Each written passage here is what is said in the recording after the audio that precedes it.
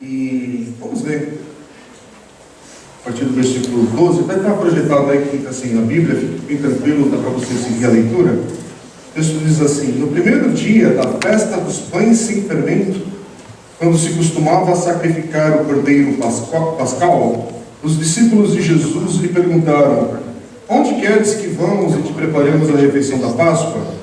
Então ele enviou 2 de seus discípulos, dizendo-lhes: entrem na cidade, e um homem carregando um pote de água virá ao encontro de vocês. Sigam-no e digam ao dono da casa em que ele entrar: o mestre pergunta: onde é o meu salão de hóspedes, no qual poderei comer a Páscoa com meus discípulos? Ele lhes mostrará uma ampla sala no andar superior, mobiliada e pronta. Façam ali os preparativos para nós. Os discípulos se retiraram, entraram na cidade e encontraram tudo como Jesus lhes tinha dito, e prepararam a Páscoa. Ao anoitecer, Jesus chegou com os 12. Quando estavam comendo, reclinados à mesa, Jesus disse: digo-lhes que certamente um de vocês me trairá, alguém que está comendo comigo. Eles ficaram tristes e um por um lhe disseram: com certeza não sou eu. Afirmou Jesus: é um dos 12, alguém que come comigo do mesmo prato. Filho do homem vai como está escrito a seu respeito, mas ai daquele que trai o Filho do homem. Melhor lhe seria não haver nascido. E enquanto comiam, Jesus tomou o pão, deu graças, partiu e o deu aos discípulos, dizendo: tomem, isto é o meu corpo. Em seguida tomou o cálice, deu graças, ofereceu aos discípulos e todos beberam. E lhes disse: isto é o meu sangue da aliança, que é derramado em favor de muitos. Eu lhes afirmo que não beberei outra vez do fruto da videira, até aquele dia em que beberei o vinho novo do reino de Deus. Amém? Aqui nessa passagem, você vai perceber que, não apenas nessa passagem, mas nos evangelhos, para quem já leu alguns dos evangelhos, ou os relatos da vida de Jesus aqui entre nós, a gente vê, e aí em particular, voltando nessa passagem, pela descrição dos versículos aí, que está relatado aqui, Jesus, ele não está perdido naquilo que está acontecendo com a sua vida. Ele está no controle da situação. Ele está sabendo o que está para acontecer. Ele sabe para onde está indo. E aqui tem muitos detalhes nesse texto, a gente vai voltar daqui a pouco a ler cada um deles, e que reforça essa ideia. Jesus, ele orienta, ele é específico na sua orientação aos discípulos.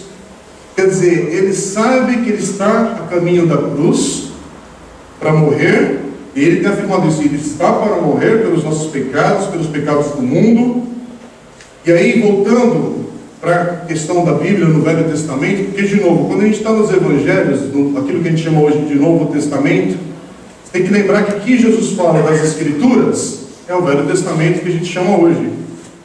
Então ele vai, e são diversos momentos que ele cita, aqui ele não está falando sobre isso, mas a gente precisa ir para um texto que está no profeta Isaías, capítulo 53, versículo 10, que lá atrás, muitos anos antes, olha o que Isaías fala, 53, 10: contudo, foi da vontade do Senhor esmagá-lo e fazê-lo sofrer.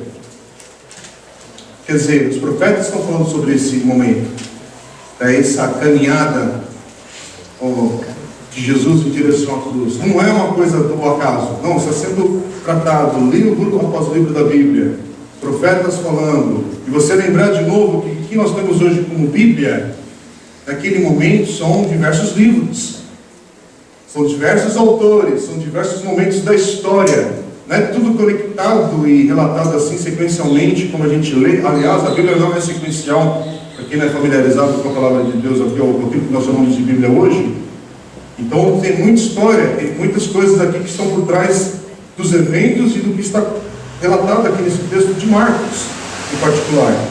Mas o que eu queria convidar você a pensar e meditar, e que você viesse a entender, junto comigo, é que Jesus, ele não é um herói do cristianismo, que de repente ele cai em uma armadilha fora do seu controle, e a gente está esperando os anjos aparecerem agora para resgatá-los, e vai ter uma guerra cósmica. Que nem os Vingadores, sabe? A gente está esperando pelo capítulo 4 aí, eu estou, né? Você não está, tudo bem, tem espírito de oração, mas eu estou esperando aí, abril do ano que vem, ver o desfecho dos filmes da Marvel, que eu sou fã. Mas é diferente aqui. É outro tipo de narrativa do que está acontecendo. E aqui é interessante que Jesus ele está indo em direção à cruz, e você não vê Jesus desesperado por causa disso. Nós vamos vê-lo angustiado no momento certo, um texto aqui que daqui a pouco a gente vai ler, daqui a algumas semanas. Mas não é desesperado para evitar a cruz. Ele vai cumprir aquilo que Deus Pai, determinou. Mas é interessante que Jesus ele mostra a sua vida, nos relatos dos evangelhos, bem claro, a autoridade e soberania que ele tem sobre o curso de sua vida, que ele livremente escolheu os propósitos de Deus trilhar, obedecer. Quer dizer, aquele que nós chamamos de nosso rei, para quem é cristão, para quem é discípulo de Jesus, aquele que nós afirmamos e declaramos para todos que ele é o nosso rei, ele é o nosso Senhor, ele sabe para onde vai, ele sabe o que vai acontecer. Agora é interessante a gente olhar, mergulhar nesse texto e naquilo que está acontecendo agora, e a partir desse momento, porque o cenário vai mudar, começar a ter coisas aqui muito mais pesadas com Jesus e contra Jesus. Ele ainda vai ser açoitado. Se você, ao assistir o filme do Mel Gibson, da Paixão, ficou horrorizado ou chocado com aquelas cenas retratadas ali, eu acho que é um dos filmes mais próximos chegam do que Jesus sofreu, mas imaginar que é muito mais do que aquilo. Então, se você fica horrorizado com aquelas cenas, imagine aquilo e multiplique não sei por quanto. Eu não tenho ideia. Nós assistimos um filme, sabendo que aquilo é cena, atores ali, você já fica, aquilo te machuca. Eu não sei como você, se disser que você já assistiu o filme, se não é um bom filme para você assistir, e entrar um pouquinho desses relatos aqui da Paixão, da Páscoa.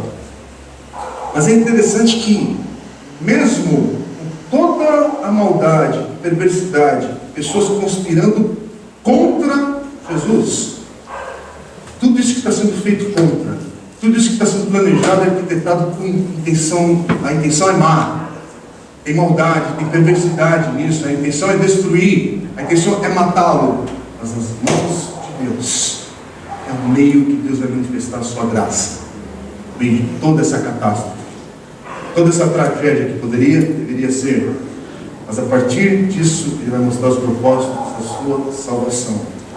E é interessante, quando nós estamos lendo esse texto, volta ali para o capítulo 14, versículo 12. O versículo 12, ele começa dizendo assim: no primeiro dia da festa dos pães sem fermento, quando se costumava sacrificar cordeiro pascal, e aí diz que o texto, quando dá essa descrição, para quem estuda o Novo Testamento, esse contexto aqui, é uma quinta-feira, e eles estão ali reunidos para essa celebração. E os discípulos de Jesus lhe perguntaram: aonde queres que vamos e te preparemos a refeição da Páscoa? E Jesus responde com instruções, bem claro, versículos 13 a 15, diz assim: então ele enviou 2 de seus discípulos, dizendo-lhes: entrem na cidade, e um homem carregando um bote de água virá ao encontro de vocês. Sigam-no e digam ao dono da casa que quer entrar: o mestre pergunta, onde é o meu salão de hóspedes, no qual poderei comer a Páscoa com meus discípulos? E ele me mostrará uma ampla sala no andar superior, mobiliada e pronta. Façam ali os preparativos para nós. E o que é incrível nesse pequeno trecho que a gente leu é que o que vai acontecer no versículo seguinte, gente, versículo 16. Você lê Jesus dando essas instruções, sendo específico, e aí o versículo 16 vai dizer assim: os discípulos se retiraram, entraram na cidade e encontraram tudo como Jesus lhes tinha dito, e prepararam a Páscoa. Alguém até podia imaginar, ou querer pensar que, mas Jesus de repente já conhecia esse servo, estava carregando essa água, o dono da casa, Mas os detalhes do texto e nos outros evangelhos mostram que não, é algo sobrenatural que está acontecendo. Que Jesus está ordenando fazer, que os discípulos vão encontrar e encontram perfeitamente.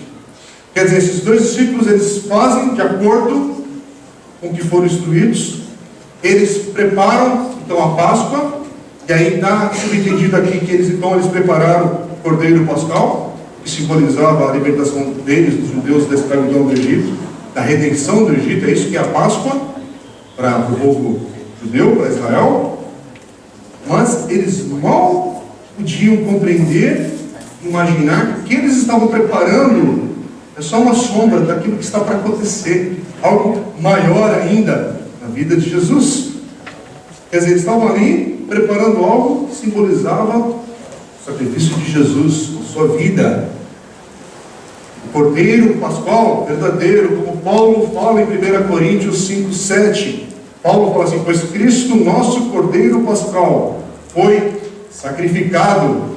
É o que também João Batista, no Evangelho de João, capítulo 1, versículo 29, diz quando vê Jesus: vejam, é o Cordeiro de Deus que tira o pecado do mundo. Porque nos Evangelhos, o texto aqui está afirmando que Jesus, ele é certamente esse Cordeiro, o Cordeiro Pascal. E esse Cordeiro Pascal, que é Jesus, está em controle dos eventos que levarão até a sua morte. Ele está em controle, sim. Não é a cruz que vai pegar Jesus de surpresa, como algumas pessoas às vezes, ao ler rapidamente, ouvir falar sobre Jesus e o cristianismo e a mensagem do Evangelho, pensam, talvez, não é de surpresa. Isso tudo está ligado com a agenda de Deus, uma agenda divina. É o que Pedro vai falar na sua carta, em 1 Pedro 1, 18 a 20. Olha o que Pedro fala: pois vocês sabem que não foi por meio de coisas perecíveis, como prata ou ouro, que vocês foram redimidos da sua maneira vazia de viver, que lhes foi transmitida por seus antepassados, mas pelo precioso sangue de Cristo, como de um cordeiro sem mancha e sem defeito, conhecido antes da criação do mundo, revelado nesses últimos tempos em favor de vocês. E olha o que diz o texto de Hebreus, capítulo 12, versículo 2, mostrando que Jesus sabe o que está acontecendo, o que ele está fazendo aqui nos Evangelhos. Lá em Hebreus, o autor nos diz assim, Hebreus 12, 2: tendo os olhos fitos em Jesus, autor e consumador da nossa fé, ele, Jesus, pela alegria que lhe fora proposta, suportou a cruz, desprezando a vergonha, e assentou-se à direita do trono de Deus. Quer dizer, Jesus aqui está demonstrando uma confiança na vontade de Deus, e essa confiança que Jesus está mostrando na vontade de Deus é que tem que nos inspirar na vida hoje, gente. Essa, olhar para Jesus e confiar nos propósitos de Deus, mesmo quando a estrada que a gente está caminhando, chamada vida, parece difícil, parece dolorosa, parece até mesmo mortal, o caminho que a gente está, mas se é um caminho que tem os propósitos de Deus nisso, você pode trilhar confiando, você pode caminhar. É difícil, muitas vezes é dolorido o negócio, tem dores, e até mesmo para alguns pode ser um caminho que é mortal. Eu tenho falado aqui na igreja, gente, nós estamos aqui numa igreja bonitinha, organizada, urbana, numa cidade grande, no meio de São Paulo, mas viaje um pouquinho para as periferias da nossa cidade mesmo, para as periferias do nosso Brasilzão, aí você vai entender que tem gente por causa do Evangelho, por causa de Cristo, não é por causa da igreja, da placa da igreja, por causa de Cristo, é um caminho mortal. Por causa de Cristo, essa semana, não sei se quem leu na internet ou na mídia aí que saiu, eu esqueci só o nome da região aí de uma tribo indígena aí, que um rapaz missionário, acho que era americano, americano, não é? Novo, levou uma flechada e morreu. Não foi de brincadeira, não foi brincadinho de, sabe? cadeirinha de criança. Então, ele foi, faz novo, verdade? Foi num lugar onde não há contato com o mundo ocidental, não há contato com outras culturas, e ao chegar lá, levou uma flechada para levar o Evangelho. Ele não estava indo para o McDonald's conversar sobre discipulado do Starbucks, como a gente faz aqui. E é legal, gente, vamos falar a verdade, eu curto, tá? Quem quiser bater um papo, a gente não precisa marcar aqui na igreja, eu te garanto. A gente pode ir para uma cafeteria muito boa aqui do ABC, eu sou fã. Então, por favor, a gente não está numa tribo. Está onde Deus nos colocou. Mas tem gente que está perdendo a vida por causa desse evangelho. Que a gente tem a liberdade de decidir vir ou não vir, caminhar ou não caminhar, ler ou não ler, obedecer ou desobedecer. Mas tem gente que quando escolhe trilhar o caminho do evangelho, é isso. Mas eu tenho certeza aqui que caminhar com Jesus, e muitos que estão aqui vivendo esse momento na nossa vida hoje, aqui nessa igreja, tem passado por dores. Tem muita gente aqui que está vivendo as dores do momento, que a nossa vida são as circunstâncias também. Ué, ano passado talvez você estava celebrando uma grande vitória na tua casa, na tua família, e esse aqui foi um ano, como a gente ouviu o testemunho, é um ano de luto. Teve um Natal maravilhoso ano passado, e esse Natal é um Natal com choro. Porque essa é a montanha-russa chamada vida. Que a gente está, uma hora todo mundo levanta os braços e celebra. Outra hora todo mundo prende o estômago, agora o bicho pegou. O looping foi mais forte do que você imaginava. Né? É assim, gente. E tem gente que brinca com o Evangelho de Deus, falando só sobre porque você vai ser vitorioso. Porque você é de Deus, então nada vai te atingir nessa vida. E porque você é de Deus, e basta, como muita gente tem essa ideia, né? Basta ofertar e dizimar na igreja, traz a carteira de trabalho aqui na frente, para ver o que vai acontecer na tua história. Gente, primeiro que nós não somos magos do Evangelho, somos discípulos de Cristo. Diferente. A Bíblia não é a lâmpada maravilhosa dos discípulos de Jesus Cristo. Passa a mão, e aí faz 3 desejos. Tua vida cristã, já pensou essa promessa? Que coisa, eu ia falar que legal, não, que coisa bizarra, né? Seria, não, vem Jesus, passa a mão na Bíblia e você tem 3 desejos garantidos antes de chegar no céu. Primeiro que a gente ia fazer péssimas escolhas, eu tenho certeza. Tenho certeza que a gente olha e ia se arrepender. Mas a questão aqui, vamos voltar para o texto, né? A questão aqui, gente, a gente tem que parar de brincar e olhar para Jesus. Está trilhando um caminho, é Jesus que está trilhando esse caminho. E o que a gente tem que olhar para Ele é: Senhor, tudo bem, esse caminho é dele. Eu não sou capaz de trilhar esse caminho, não. Esse é o caminho de Jesus. Mas eu tenho que olhar para Ele e falar: que confiança é essa? Ele sabe que está indo em direção à cruz, e obedece. Confia, e trilha. Então vamos prosseguir. Não pense que, porque Jesus foi traído por alguém que é próximo, que o texto aqui vai começar a mostrar, que isso o surpreende também. Opa, pegadinha, tinha um aqui que não era nosso, tal, e vai nos trair. Não, Marcos, inclusive o Evangelho agora ele vai focar nisso que a gente leu, 2 eventos aqui, versículos 17 a 21, sim, Jesus vai falar sobre uma traição que Jesus vai receber, Jesus vai sofrer. E dos versículos 22 a 25, olha que interessante, nessa mesma passagem, falando de traição, Jesus vai dar uma instrução, que na verdade não é só uma instrução, Ele está instituindo, Ele está estabelecendo aquilo que nós chamamos hoje de ceia do Senhor, e diversas tradições cristãs celebram no mundo todo. Já comentei aqui, inclusive hoje, no mundo, diversas igrejas estão celebrando a ceia do Senhor, porque em muitos locais a tradição é celebrar em todo encontro do povo de Deus ali, os discípulos de Jesus, eles celebram a ceia. Eles levam com literalidade essa questão de quando se reúnem e celebram a ceia.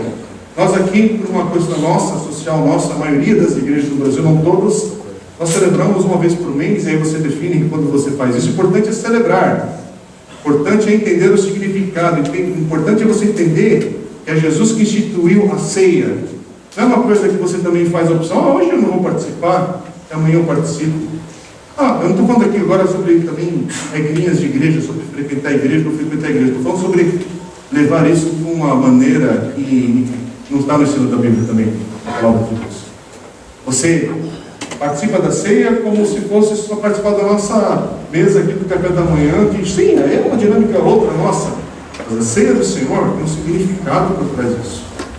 A ceia do Senhor, para aqueles que são discípulos de Jesus, afirma a nova aliança que nós temos por causa do Senhor. Então ela não é qualquer coisa. Eu não coloco a mão de qualquer maneira. Eu não me aproximo dela com qualquer tipo de irreverência. Não, é com reverência. Não pela liturgia. Reverência não porque aí a gente veste paletó e gravata, e aí tem todo um rito. E tem igrejas que fazem, não tem nada de errado nisso, desde que eles estão fazendo para o Senhor. E não para falar que aquele rito tem um significado mágico, que aí vai tornar as coisas alguma outra coisa que não é também o que a palavra de Deus está falando. Mas está falando do momento. É ser do Senhor instituída por Jesus. E olha que interessante, que enquanto eles estão ali, eles estão comendo. Isso era legal nessa época, porque ceia, e na véspera aqui a Páscoa é o contexto, é uma festa de comida, gente. Se você pensa que os PGs, a gente está falando aqui agora um pouco, o Marcão também lembrando, pensa que nos PGs é a comilança nossa aqui, mas aqui essa turma que sabe comer. Tanto que sabe comer que Paulo em 1 Coríntios vai ter que dar instruções, porque a coisa virou, também o pessoal estava virando uma bagunça. Ele vai falar instruções, inclusive, por causa da ceia do Senhor, como se comportar um pouco melhor, dentro daquela ordem que era necessária. Mas, dentro disso, o texto está falando, estão comendo, estão celebrando a vida, estão celebrando o momento ali com Jesus, a Páscoa, estão reclinados à mesa. Gente, essa expressão é tão bonita, que não é um lugar tenso, tem reverência, mas não é um lugar que a reverência, ela te congela, ela não é você.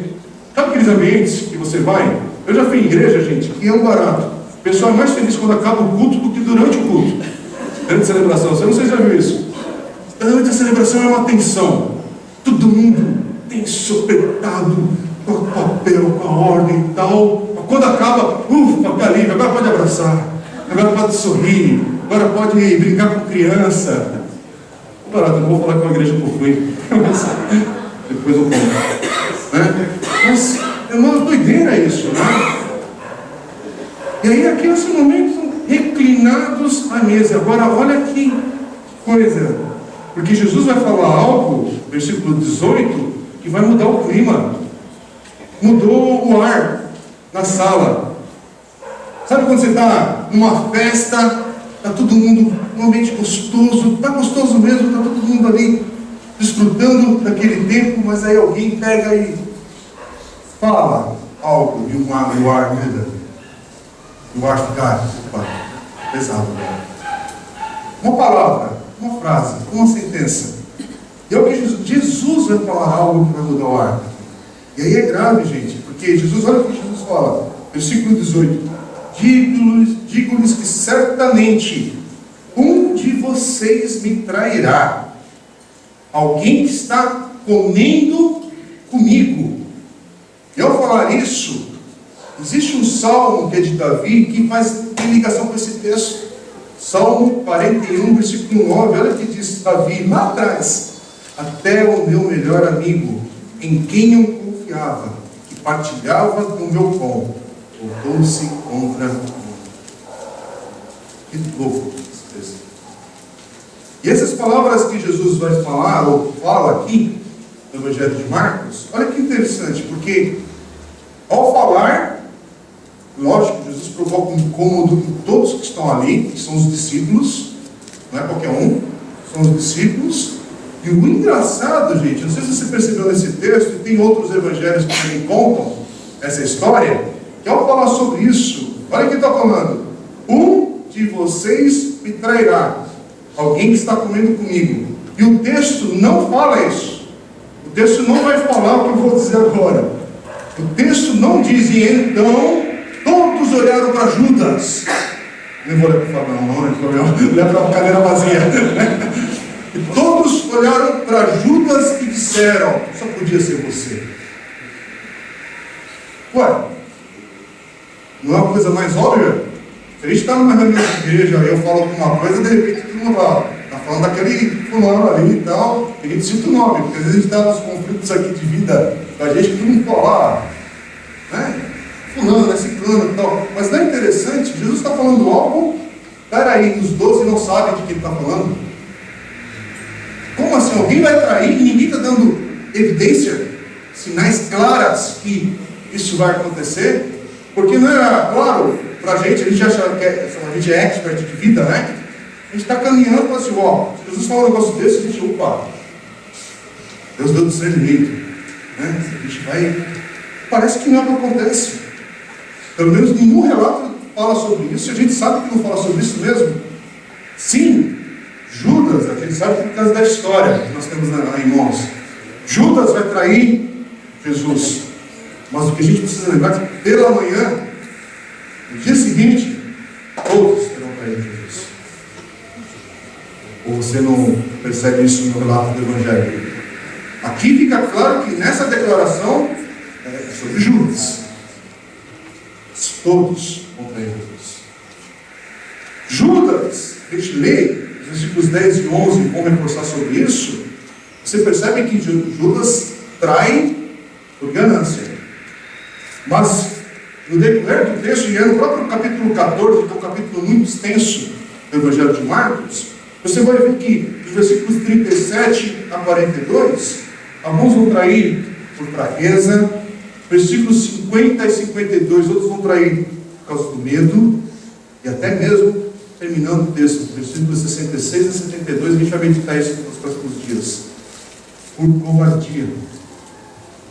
A loucura é que eles vão trair Jesus. E você? E eu?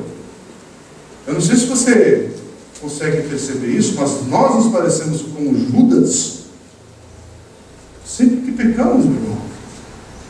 E sempre que eu peco, é um ato pessoal da minha traição a Jesus. Eu sou discípulo de Cristo.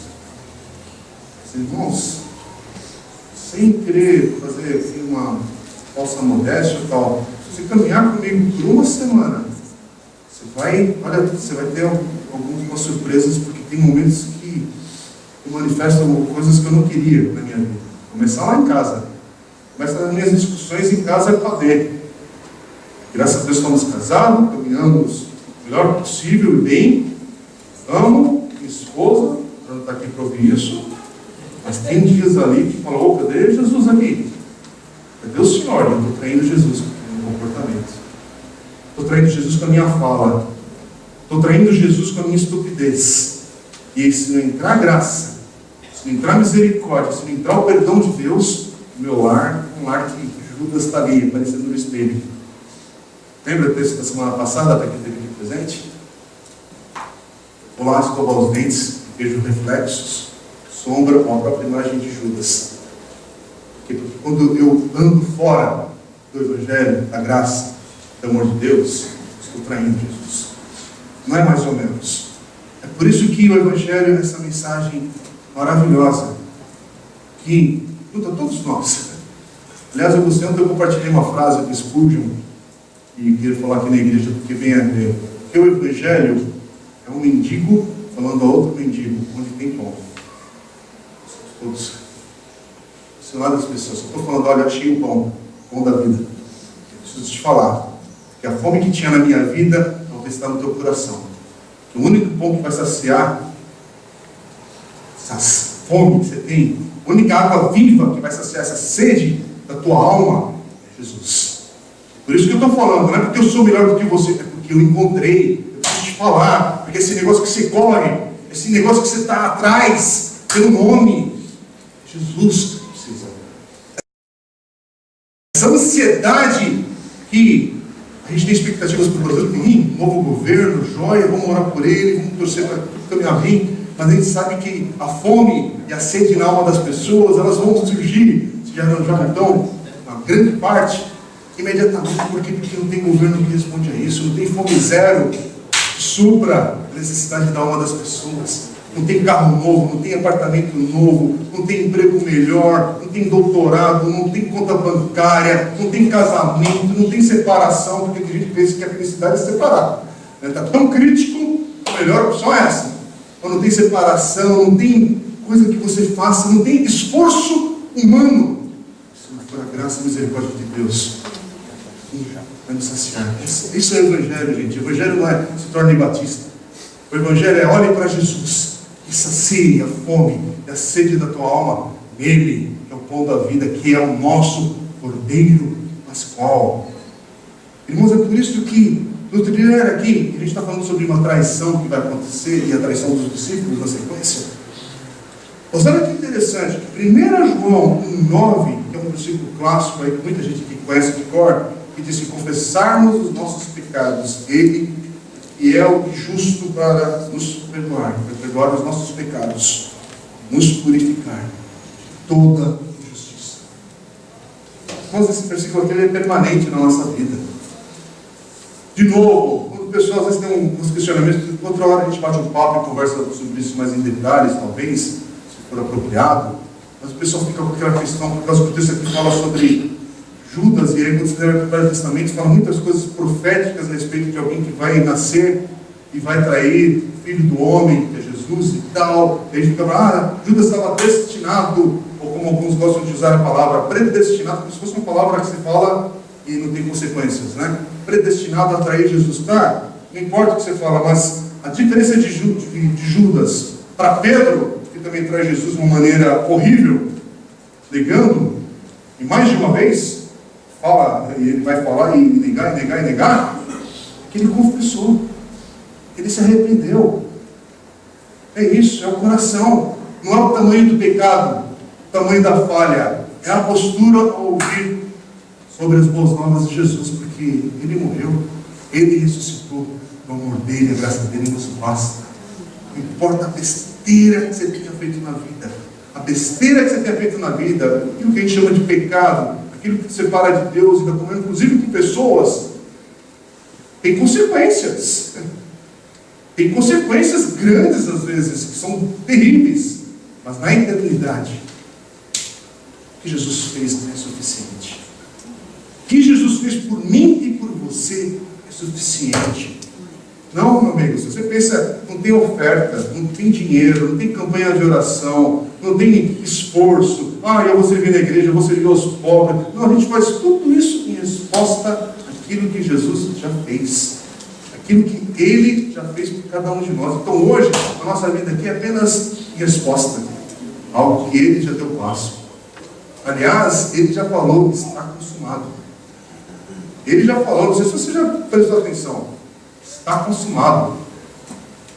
Meu amigo, irmã, muito temor a Deus. Você tem complicações, inclusive, com esse testemunho podre e torto que a igreja, não só evangélica no Brasil, mas é no mundo todo, mas a gente está no Brasil, né?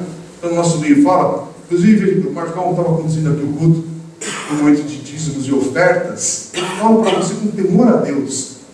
Você não precisa ofertar, você não tem que dizimar, você não tem que fazer mais nada, se não for fruto de amor a Deus. Não faça, você está jogando dinheiro fora. Não sirva, porque você está gastando tempo à toa. Não venha, porque você vai perder tempo. Mas quando é fruto de um amor, aí tem significado. Quando é resposta que você adora, porque você louva e reconhece, aí tem significado. E acredite, a igreja que é de Deus, a igreja que é de Jesus, ela vai permanecer com ou sem oferta, com ou sem pessoas reclamando e murmurando e fazendo isso. Por quê? Porque aqueles que são do Senhor, e isso basta. A graça do Senhor basta na vida dessas pessoas. Você pensa que, eu já falei aqui, hoje de novo falo, você pensa que, plantamos a Comuna Batista de Santo André, finalmente a gente deu uma resposta a esse cristianismo caótico que o Brasil tem. Já pensou? Graças a Deus que Deus nos colocou nessa cidade, porque agora o Brasil vai ter jeito. Meu Deus do céu, tem misericórdia, Deus, dessa arrogância, se a gente falar besteiras assim, anulando tudo que é obra de Deus na história da humanidade, não é nesse contexto de 7 anos, 8 anos que a gente tem de igreja. Que arrogância nossa pensar que agora Santo André do Senhor Jesus. Antes não era? Né? Porque tem igrejas, às vezes, a postura deles, vão para algumas marchas, algumas exposições. Parece que antes não tinha história. Não tinha nada de Jesus antes. Agora que finalmente alguém sentou e com um tablet na mão, desenhou um projeto e a igreja abraçou e agora vamos... Menos, amigo, menos. É a graça. É a graça. Apesar de mim, essa igreja existe. Apesar de quem eu sou, eu estou casado. Apesar de quem eu sou e as coisas que eu faço, Deus me mantém ali e me preserva. Apesar das burradas que eu já cometi na minha vida e de escolhas erradas, basta se conversar. Meu pai e minha mãe estão aqui. Vamos ter uma lista, é grande a lista, gente. Por favor, não faça isso. Mostre amor não fazendo, mas se mostrar a lista é grande, gente. Porque basta estar vivo. Né? O Carlão é outro também, completou 60, né, Carlão? Está animado aí, ó. Mas graças a Deus que o Senhor nos renova a cada dia. Então, parabéns mesmo, especial. Mas vamos falar de vida? Deixa eu olhar, Senhor, pela misericórdia que a gente chega, que a gente está aqui. E prosseguindo no texto, Jesus, lembra de uma coisa, Jesus já havia servido os discípulos ao lavar os pés deles, isso está relatado em outro evangelho. Aliás, tem João capítulo 13, para quem gosta de aprender e saber onde estão os textos da Bíblia.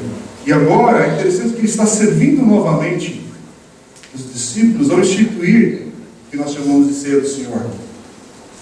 Só que, nesse relato, a gente também, de maneira de ensinar, a gente fala que é a primeira ceia, aquilo que está sendo inaugurado aqui, porque a gente chama inclusive isso de nova aliança, porque Lucas fala sobre isso. No capítulo de Lucas 22, 20, que é o mesmo relato, lá diz assim: da mesma forma, depois da ceia, tomou o cálice, dizendo: esse cálice é a nova aliança no meu sangue, derramado em favor de vocês.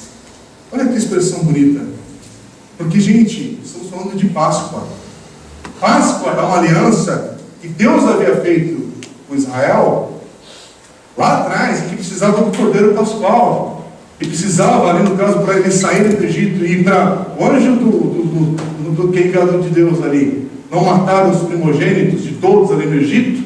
Eles tiveram que colocar o sangue no braço das portas, está relatado em Êxodo, e eles mantêm essa lembrança, essa celebração, esse rito de matar o Cordeiro Pascual.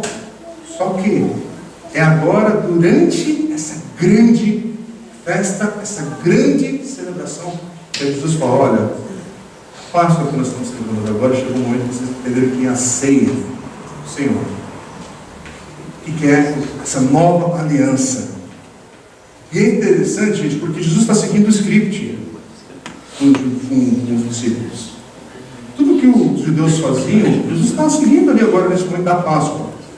Separar ali o lugar, fazer a refeição, tem o Cordeiro Pascual, que foi morto ali para eles comerem, tudo. Mas aí, é interessante porque o que Jesus vai falar, e eu preciso que você seja leal com o texto. Aqui está relatado no Evangelho de Marcos. Ou Jesus é um doido, um louco. Quando você vê o que Jesus vai falar, ele ou é louco, ou ele é o Filho de Deus. Não tem mais ou menos, ele não é um bacaninha ali, mestre, com lições de moral, sabe, elevadas, sabe? Ou ele é louco, ou ele é Filho de Deus.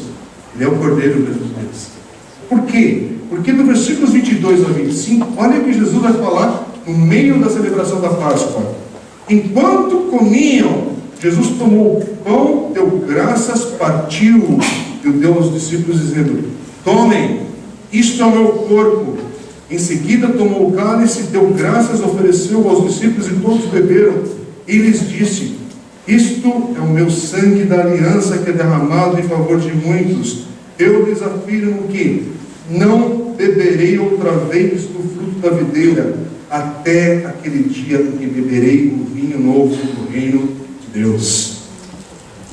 Irmãos, esse texto que eu vou terminar agora com essa leitura é rico demais, gente. É rico demais o que a gente está lendo aqui. Porque aqui é a nova aliança, e ela está tomando lugar agora dessa velha aliança. E as duas são alianças de sangue. E às vezes fala que é derramado em favor de muitos. Olha que diz lá o texto lá atrás, de novo. O profeta Isaías, capítulo 53, versículo 12. porquanto ele derramou sua vida até a morte, foi contado entre os transgressores, pois ele carregou o pecado de muitos e intercedeu pelos transgressores. E é interessante, irmãos, que a maneira como Jesus termina aqui de instruí-los e celebrar com eles a ceia do Senhor, percebeu primeiro que ele está falando para eles fazerem isso agora em memória dele. E lá em Paulo, em 1 Coríntios, é o texto que a gente lê sempre, capítulo 11, quando fala também sobre a ceia do Senhor, Paulo é bem claro na condução da ceia, nas palavras, que é até que o Senhor volte. E é interessante porque aqui nesse momento ele está celebrando um cálice. Ele fala para a gente continuar fazendo isso. E a promessa é até que ele venha. E é interessante que até que ele venha, ele não está mais tomando esse cálice. Ele já derramou o seu sangue. Quando Jesus pegar de novo o cálice para celebrar conosco, é porque está consumado para valer. É o fim. É o fim, gente. Quando você vê Jesus de novo celebrando uma grande mesa com os seus discípulos, é o fim. E é por isso que quando nós olhamos para falar, que amor é esse? Que amor é esse? Isso pode ser duas coisas. Ou esse homem é filho de Deus, Cordeiro Pascual, ou ele é um insano. Você faz a opção da tua vida. Porque ser o filho de Deus, minha reação, meu Senhor e Salvador, como a irmã Nádia fez hoje, participar da celebrarmos o batismo, e com a vida, não é só isso, né? Vida. É por isso, meus amigos, aqui na igreja, eu tenho comentado com alguns por ter oportunidade, hoje é um desses dias, que eu deixo essa oportunidade para você meditar e refletir com a tua vida. Porque a tua vida, ou ela afirma essa verdade, ou ela nega. E eu vou pensar, você está negando. Continue a negar, mas a minha oração é que Espírito de Deus, Espírito do Senhor, traga convencimento nos nossos corações. Porque qualquer mudança na nossa vida é um ato do Espírito de Deus. É assim que a gente crê. Sim, eu creio em levantar as mãos em um momento específico que você quer que a gente ore, venha à frente na igreja e tal, tudo bem. Mas para mim o batismo é o que vale. Enquanto você está na tua vida, está caminhando aqui na igreja e tudo, você obedece quem Jesus é e aquilo que ele fala, o batismo aqui é a tua afirmação pública. Assim foram com os discípulos, assim é com a igreja ali primitiva, e assim é no decorrer da história do cristianismo. E a gente vai ver isso em Atos. Tanto de batismo que vai acontecendo, porque há arrependimento, a fé em Jesus, em obediência a esse ato de amor, eu afirmo, eu entendo que é ser sepultado em Cristo e ressuscitar com Ele. É isso, gente. Por favor, batizar não é jogar água na cabeça de ninguém, se é por aspersão, não é a quantidade de água, é o significado do teu coração. Por isso que eu peço a Deus que no teu coração você reflita sobre isso. Porque o andar da tua vida, você afirma que esse Jesus é o nosso Cordeiro Pascual. Ou não. Deus escolhe o teu coração e o meu para nos fortalecer. Caminhar com Jesus, caminhada mais leve, mesmo no meio das dias difíceis que a gente vive, é diferente a perspectiva de olhar para a nossa vida, não como um sopro à toa, que passa. Passou, acabou. Senna, grande herói da nação brasileira, em uma curva se foi. Bastou uma curva. Aquele que era o maior piloto de todos os tempos. Que era, fala a verdade. Quando valia a pena, se acordava de madrugada, eu acordava mesmo. Foi uma curva. Outros grandes homens, gente, grandes homens que já passaram. Martin Luther King, um homem de Deus. Teve alguns percalços na sua vida que também a história mostra. Homem de Deus com falhas, mas que foi usado por Deus num momento muito significante da história. Uma bala. Foi. Hoje é falado até hoje aquilo que ele fez. Uma bala, essa vida se foi. 40 anos, 40 coisa. Se foi. Irmãos, a vida, ela é de fato um sopro. O Senhor, Deus, faz esse breve tempo que eu estou aqui, porque mesmo que eu viva até a minha terceira idade, gostaria de chegar lá bem, E hoje a gente ouve, aprende muita coisa. Vamos tentar chegar bem, igual muitos irmãos aqui estão vivendo essa fase com o Senhor. Porque chegar bem é isso, não é chegar com apenas saúde. É chegar bem na fé, é chegar bem na integridade, é chegar bem nos valores, é chegar bem com a vida que foi apontando por Cristo. Porque, meu amigo, você pensa que o grande valor da vida é que no dia do teu sepultamento lá no velório vai estar um palco repleto de coroas de flores, um caixão, você vai sozinho nele? Já era. O grande significado da vida é a gente celebrar a tua vida no futuro e falar: valeu a pena. Valeu a pena. Valeu a pena porque a gente passou a vida falando: Deus é bom, Deus é grande, Deus é digno, vale a pena, Ele te ama, Ele te quer bem, vale a pena. Não, tem um monte de coisa que eu não entendo, meu amigo. Estou com 48 anos, acabei de celebrar agora, no final de outubro. Tem muito chão ainda para caminhar, correr aí, espero eu com o Senhor, mas é breve demais esse tempo aqui. Eu quero estar com o Senhor, quero celebrar com Ele. Por quê? Porque não é a respeito de dinheiro, não é a respeito das viagens que você faz, e tudo é legal, gente, por favor. Tem uma vida que tenha significado sim com a tua família, com os teus filhos, momentos que são história, que a gente cria, que a gente investe, que a gente presenteia. Mas que bons são os momentos que a gente abençoa, que a gente se dá, que a gente investe no outro. Fala disso por causa do amor de Deus, que tem significado, porque a história que nós estamos vivendo tem algo maior acontecendo. É algo maior acontecendo, é algo maior que Deus está fazendo. Que bonito quando você é convidado a participar desse grande mosaico que é a vida. Você já viu pedaços de mosaico? Se você pegar só um pedacinho, não faz sentido nenhum. Mas quando você se afasta um pouco, uau, que obra, coisa maravilhosa. Irmãos, isso é a nossa vida. Às vezes você está vivendo um momento, um pequeno mosaico ali, não faz sentido. Não faz sentido isso aqui, não faz sentido aquilo ali. Mas quando começa a se distanciar, a coisa toma outro volume, você começa a ver a beleza disso. Fala: uau, era isso, Senhor. Aquilo que eu estava fazendo parte, aquela gotinha que eu faço parte ali, é para isso tudo. Vamos fechar nossos olhos. Pai querido, tudo que nós meditamos essa manhã, Deus, só faz sentido quando o Teu Espírito Santo fala por meio essas palavras, esse texto, essa reflexão. E o que eu te peço, Pai, que a começar em mim, tudo que estamos falando aqui, Deus, possa provocar um santo incômodo em nossas vidas, e que a gente possa reconhecer o Senhor na nossa história, na nossa vida. Termos uma vida que é plenamente vivida, essa dependência e confiança no Senhor. Senhor de nossas vidas, Salvador de nossas vidas, nosso Deus. E louvado seja o Senhor por Cristo Jesus, o nosso Cordeiro Pascual, que entregou sua vida por cada um de nós. Louvado e bendito seja o teu nome. Vamos ficar em pé, irmãos. Só cantar uma canção breve para a gente poder usar essas palavras como expressão de louvor a Deus. E se a gente chama das pessoas que a gente está tocando, não tem problema.